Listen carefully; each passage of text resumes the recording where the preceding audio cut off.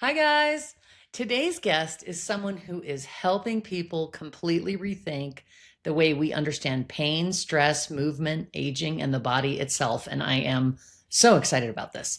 Sue Hitzmann is an internationally recognized fascia educator, manual therapist, exercise physiologist, and founder of the MELT method, a groundbreaking neurofascial self care system used around the world to reduce chronic pain, improve mobility, regulate the nervous system, and support healthy aging. She's also a New York Times bestselling author, amazing, founder of Longevity Fitness, host of the Anatomical Gangster podcast, which is the best name ever, and a leading voice in the global conversation around fascia science, longevity, and human resilience. But what makes Sue's work so fascinating that I am just obsessed with is that she helps people understand something most of us were never taught, that the body is constantly communicating with us, and that pain, stress, and tension are often signals asking for attention rather than things that we're simply supposed to push through. So, Sue, I'm so excited to have you here. Welcome to the show. Thank you so much. Yay!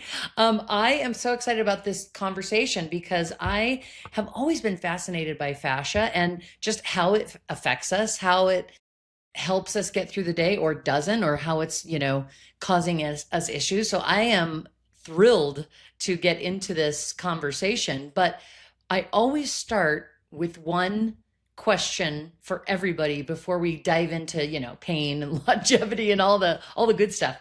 Who were you growing up? What was younger Sue like? I would say I was a very curious kid. I was always asking why, which my father was never happy with and would call me weird. I was always trying to figure out how things worked and oftentimes taking things apart that I shouldn't be taking apart only just to put it all back together again. I was always a mover. I had a hard time just sitting still. I think I always wanted to be, moving or experimenting or, again, taking things apart.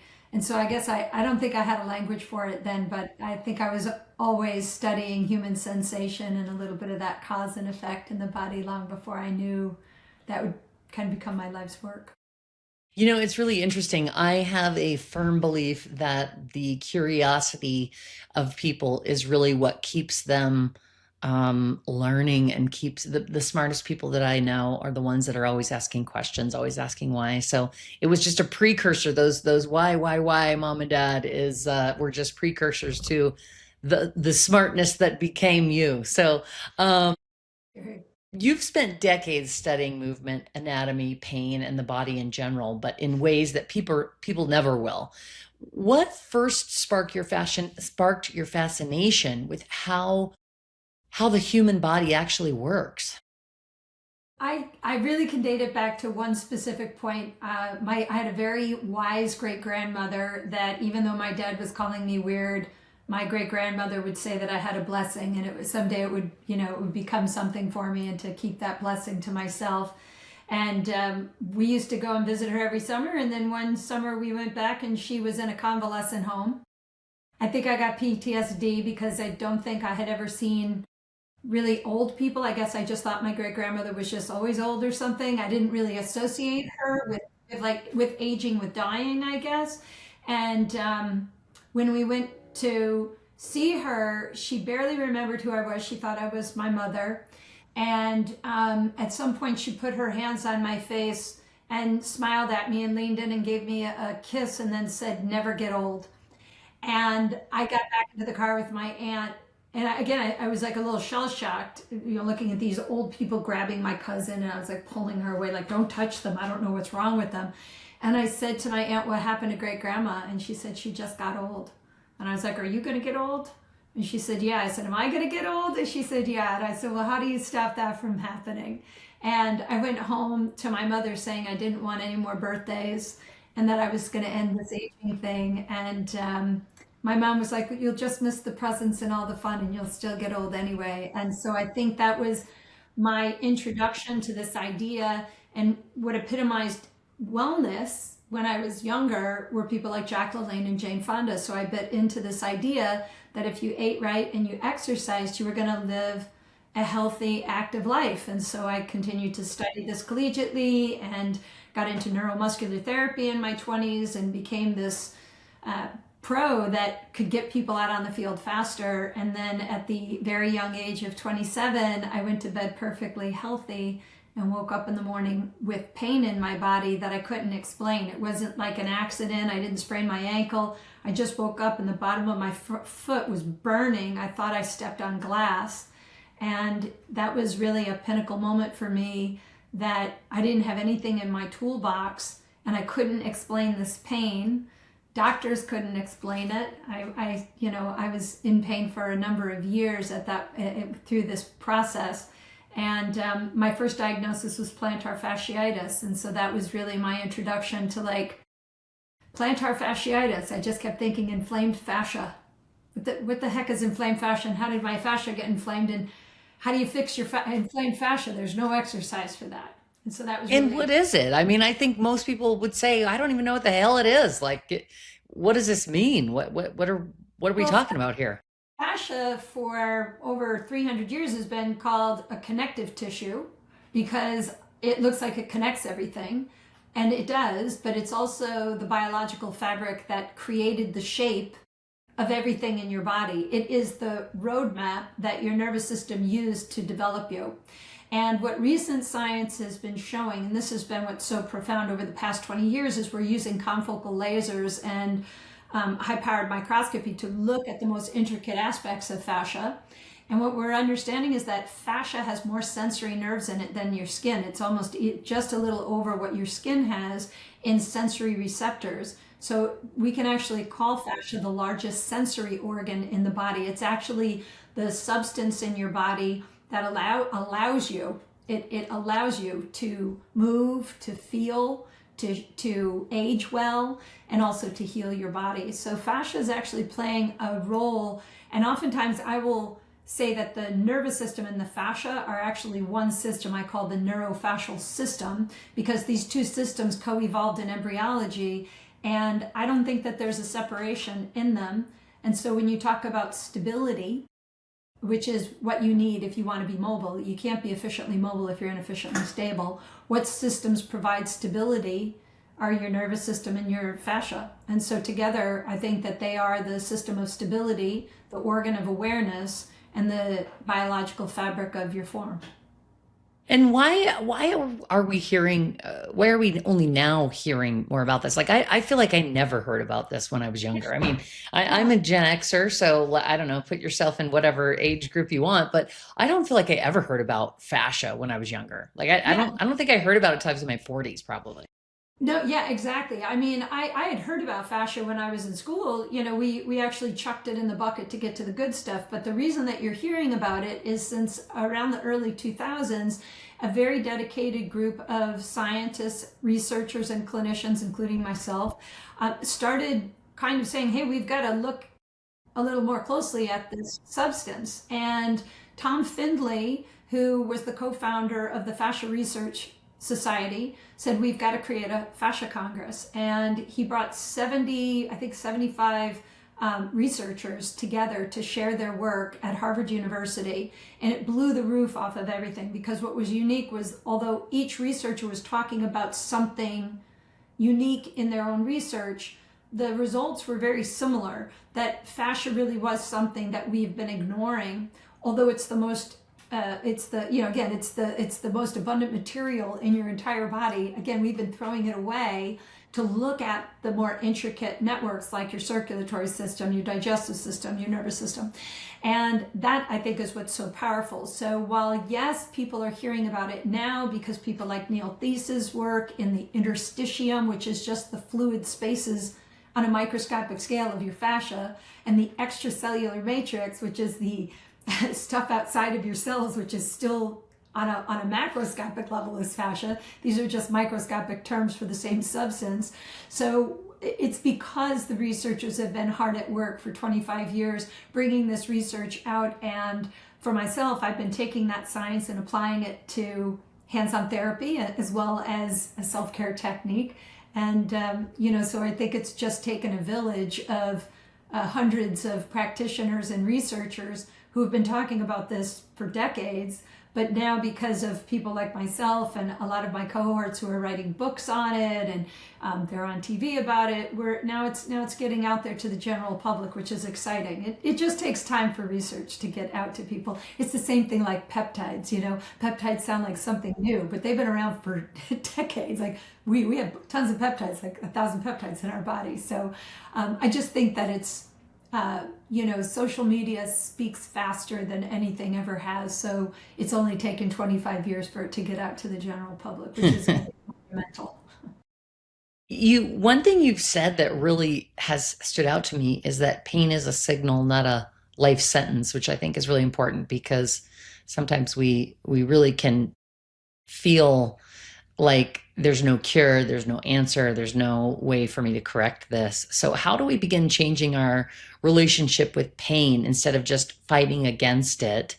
And why do you think so many women specifically have learned to ignore their bodies when it comes to pain?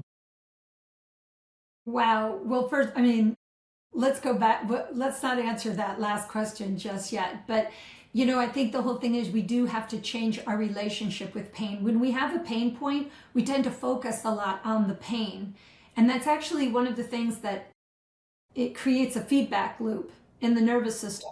So pain is really just your nervous system alerting you that something's going on in your body and it can't decode that message. So for most people, when they have pain, the first thing that they do is they take a pain reliever, which I always like to describe it like your toaster is on fire and your fire alarm goes off and you run over to the fire alarm and take the batteries out because the sound is so horrible, we just want to shut it down, but the toaster is still on fire. And that's really why I say that, pain is your body's fire alarm. It's not the fire, it's just the signal. And again, most people shut that alarm off, they ice it, they stretch it, they medicate it, they push through it, as you mentioned earlier. But I just would say if you walked in and your house was blazing on fire, you wouldn't walk over to the battery, take it to the fire alarm and take the batteries out. You would get a fire extinguisher and actually treat the cause. So it's a great analogy because I think we are so quick to be like, oh, obviously we have a pain pill issue in the States, especially, but we are so quick to do that. So I think it's a really good analogy to help people look at it differently. Well, and it's also, instead of saying what's wrong with me, I think the thing we should start asking is what's my body trying to say to get my attention? And I think that in regard to women, I think this happens to men and women, but I think for women in particular, we've kind of been conditioned to ignore our bodies. Like we're praised for tolerating discomfort maybe, or we're just fine or whatever. But I think even if you ask women who are going through perimenopause, that oftentimes you go to your doctor and they're like, this is just a normal part of aging to have wicked hot flashes, not sleep anymore, have IBS, and you can't digest food anymore and you're bloated and this and that and the other thing. And a male doctor will tell you to just tough it up. It's just like a part of, your aging process. And then when you say, well, I want to go on hormones, and they were like, well, you didn't go on hormones when you got your period. And I'm like, are you trying to equate my period with me going through menopause? You'll have to excuse me, but go, what yourself. I'm like not in that. So I just think that we've never really been taught that sensation is information. It's not an inconvenience. So, we can expand on that, but I just think that I think that body dysmorphia is a big issue in the fitness industry. I think a lot of women actually go to the gym because they don't like what they see in the mirror. So they're already starting on a negative tone rather than I love my body and I want to age well and I want to take care of myself. And this is why I'm actively participating in movement and I'm having fun and I'm with friends and I'm laughing and I'm having a good time. Instead, it's like, let me just get on a treadmill and sweat for an hour because I don't know, I'm going to feel better about myself in the mirror. And I just think that that's one of the things that we do in at least the United States society. It's probably global, but everybody on Instagram is fake. There's so many people like using filters and you know, whatever. Like they're not them. They're fake people, and so that I think is very hard because we're living in a world that's so superficial, and the whole human experience is far deeper than anything that we're seeing on social. So we just need to, I think, embrace the I guess just the gift it is to be in skin. I mean, you only get to go through this once. And so just remember that you're a spirit occupying a body and utilizing a mind to have a human experience. And yeah, I think if we come from a more positive place about why we want to look good, because when we feel good, we're going to look good. And so I think we need to start at a deeper root than just the superficial, what do I look like in a mirror, and think about what I feel like under my skin. And if you're not feeling good, then I think you need to be around people and do things that make you feel better. Yeah, it's so funny you're talking about the male doctor telling you to tough it out, and it's so funny because, it's a common joke like, "Oh, my husband's sick and oh my gosh, he has a cold," and it's like the world is ending because he has this cold. Yet women, we are getting colposcopies and leap procedures where they're literally biopsying the inside of our body and menopause and all these things that we're just supposed to like, or somebody with debilitating cramps or really terrible period symptoms that, just everything's normal, just power through. I think part of that is also why women are just like, like you expect me to just like act like nothing's happening and I'm in complete pain, but my face looks fine. So gosh, I must be okay. But like the insides of me feel like they're dying, like, so I think that's also part of it. And, to your point about the, Instagram is fake and all of that is, I just saw this thing where there were new ads in a new beauty magazine for a specific set of procedures that were done in a plastic surgeon's office, such as filler, such as et cetera, et cetera, et cetera. And if you look at the fine print, those were AI generated images. They aren't even real women. They aren't even real images of like, results afterward. And so here we are again, to your point, we are literally trying to have results that aren't even actually real. They're fake. Like and everybody has the filters and all the things. And listen, hey, I like looking good, but at the same time, like what is real? Like what are we actually, why are we taking care of our bodies? We're taking care of our bodies. So not just so that we look, 29 forever, but also so that we live past whatever the average age of death is, right? Like, so we can keep living and have a high quality of life. Yeah, I mean, doctors and medicine, we need them, and they have helped us to live longer, but nobody said anything about living better longer. So they might be able to prolong some portion of your life, but if all you're doing is adding crappy years to the end of it, what's the Right. point? What's the goodness in that? Like, ugh. Exactly. And a lot of the things that they don't tell you, and many of my clients that I've seen who have gotten fillers that their body didn't take, and all of a sudden, instead of having pretty lips, they had a big lump of collagen sitting here and they couldn't break it up, and the doctor was like, it'll just reabsorb in 6 or 7 months. And my clients like this are like, 6 or 7 months, I can't go out looking like and the idea that if you keep getting fillers, that actually over time that can damage portions of the skin, and then you have this scarring underneath the skin that nobody says anything of, or the encapsulation that happens. Or where's it going? It's dissolving into your body, right? Like that's the thing that's always amazing to me. I'm like, and hey, whatever, I am 100%, whatever you want to do to make yourself feel good, great, go for it. I'm a fan of to each his own, knock your socks off. But I do get a little grossed out, like about the filler thing. Like they're dissolving it and it's just going into your body to soak in. Like, like I can't think about that stuff too much. It grosses me out. Not everybody's body can utilize those types of products that go in. It just depends upon your own DNA. And some people, it's almost like your body repels it. But, things that can stimulate collagen, I think that's great. And they are going to come up with better and better, I think, facial procedures for women because of the fascia research that's been going on. I mean, the only people who are really interested in fascia science originally were either rolfers or cosmetic surgeons. But now we're really seeing how many other things with stem cells and umbilical stem cells and things like that we can actually inject in our body and help the body regrow or repair, or again, peptides. Like there's all these, new things that are happening. But I do always want to caution people, when you hear somebody who's talking about biohacking, 80% of them are men. Most of the people who have practiced those types of things are men. And women aren't small guys, we're women. And so our own body's ability to do what they are perceiving it doing, there's not a lot of research. And I had actually talked, Carrie, you and I spoke that there was one point where I was really knee deep in the research, and most of the research on humans is done on rats.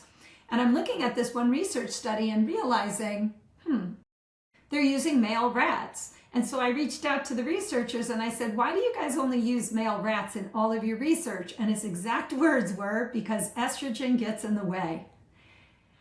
Which is like, hello, we are full. Like, and it's mind-boggling too. It's mind-boggling too that just the fact that they have not only on these rats that you're talking about, but like in general, that the studies have been done on men when we're just figuring this out, right? Like, well, many of us are just figuring this out. And it's like, well, of course it's not working for me because I'm a woman and I'm made up of different DNA. Like I'm made up of different cells. And I just find that so fascinating that we're just figuring this out now. Yeah, hormones are a big deal while men have estrogen in their bodies and we have testosterone in our body, actually more testosterone than I think most of us would even perceive, more than we actually have estrogen, but compared to men, it's a small margin. But these hormones are really important because some hormones can also become neurotransmitters. So brain health, digestive health, your sleep, there's so many ways to help age well. Outside of taking something and putting it in your body. Again, I'm 55 and I feel like I've been in this, longevity space for 3 decades. And I feel better in my 50s than I did in my 20s. I was always achy and in pain and just pushing myself so hard.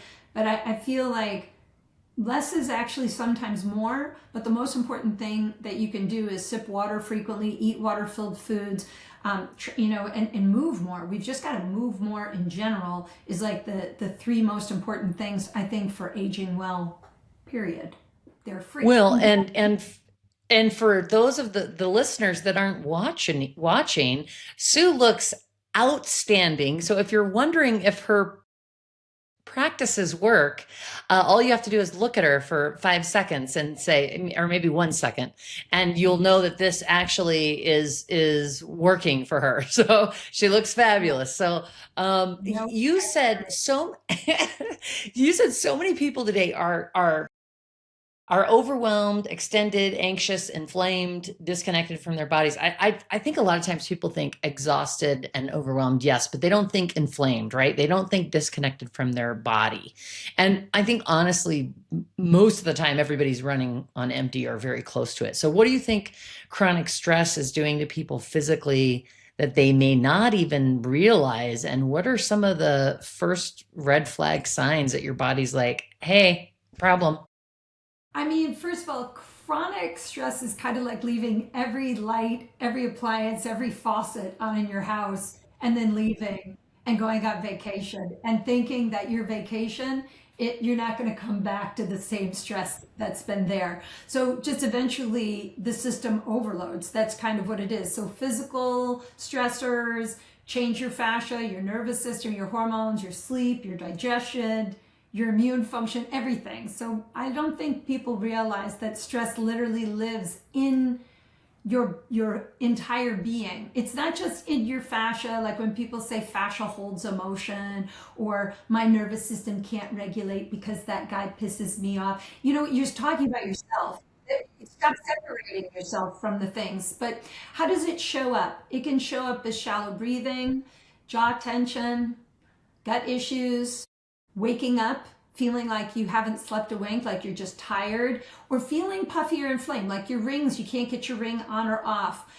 Maybe a sense of disconnect from yourself, or kind of like just not really caring about things. So I think some of the first red flags I would think my clients have are waking up exhausted.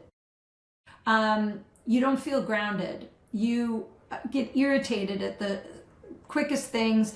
You're saying, I just don't feel like myself. Or you start using words like, I just want to go back to my pre-baby body, or I just want to go back to when I felt my best. And in and of itself, there's the problem, because we can't go backwards. We can't, like, there's no backwards in life. There's only forward motion.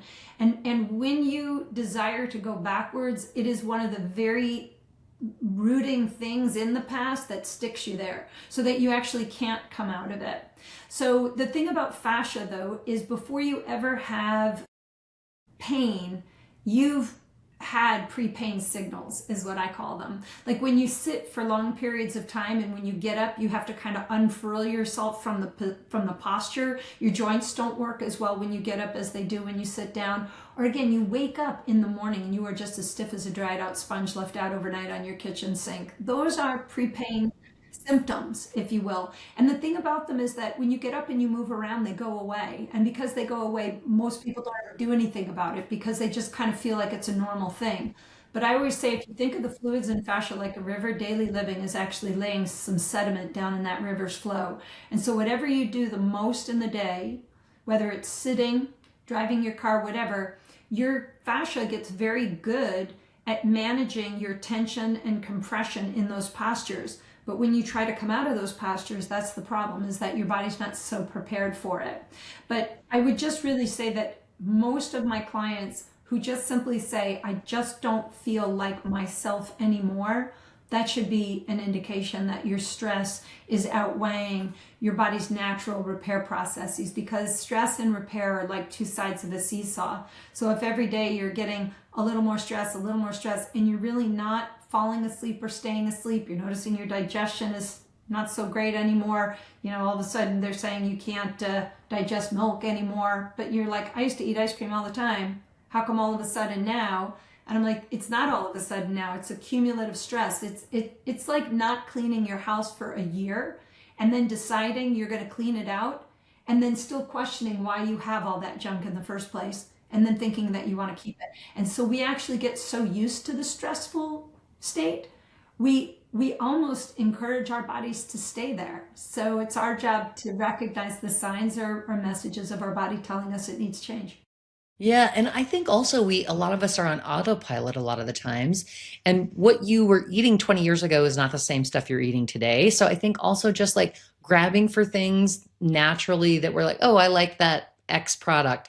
Well, now you need to look at the label, because what might have been ice cream before may now in fact be some kind of other product, and it isn't in ice cream at all, right? And so I think that's the other thing that we do. Like I think a lot of times too, people think like it's got to be, I've got to do all these major changes, and it's not always a major change. Like a minor thing, like having 8 ounces of water when you wake up, and have it be the first thing you have before you drink coffee in the morning. Like this is a tiny little thing that can make huge differences, right? Or if you're at your desk all day, like, getting up in the middle, I've started doing this, getting up in the middle of the day and doing 10 squats randomly because I'm at my desk all day, right? Like we forget about like just some of these like really basic, easy things to do that aren't like, oh my gosh, I had to go to CrossFit for 3 hours. And like, I think sometimes people think it's got to be these major things, but how about just like, what are we putting in our body? Like, is it natural? Like, is it a natural ingredient, or is it, something machine made? Are you getting enough water in the morning and throughout the day? That'll probably forever be my New Year's resolution, is drink more water. It's been my New Year's resolution for 20 years. Thank you so much for being here. I hope you love this conversation as much as I did. And we're not done yet. This continues in part 2, so make sure you come back and join us there. That's a wrap on today's episode of Carrie, It's Not That Serious. If this conversation resonated, subscribe and share it with a woman in power in your life. You can find more conversations, more community, and all the fun INTS merch you love at itsnotthatserious.com. We're building something meaningful here, and I'm so glad you're a part of it. Until next time, remember, it's not that serious.